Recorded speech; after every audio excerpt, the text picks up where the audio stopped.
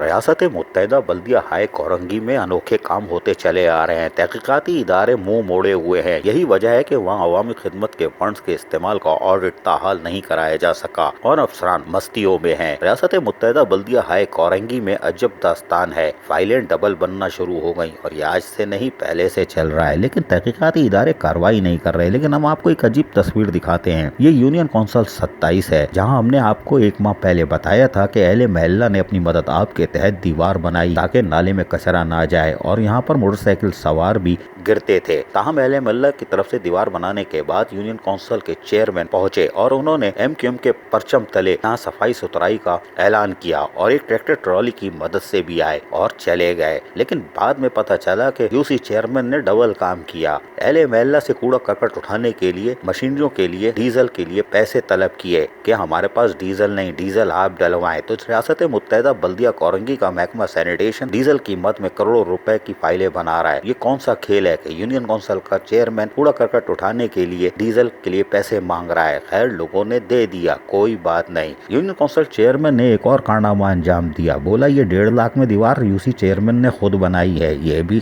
کمال ہے اور ریاست متحدہ بلدیہ کورنگی میں اس طرح کے کمال ہوتے چلے آ رہے ہیں، لیکن تحقیقاتی ادارے اس طرف نہیں جا رہے اور یقیناً ان کا آڈٹ 3 سال کا آڈٹ کرا لیا جائے تو تحقیقاتی اداروں کا برا حال ہو جائے گا۔ بہرحال علاقے کے مکین کیا بتا رہے ہیں سنیے، کیونکہ یہ ہم نہیں یہ کہہ رہے ہیں، علاقہ مکین سراپا احتجاج بھی ہیں، سنیے ذرا غور سے۔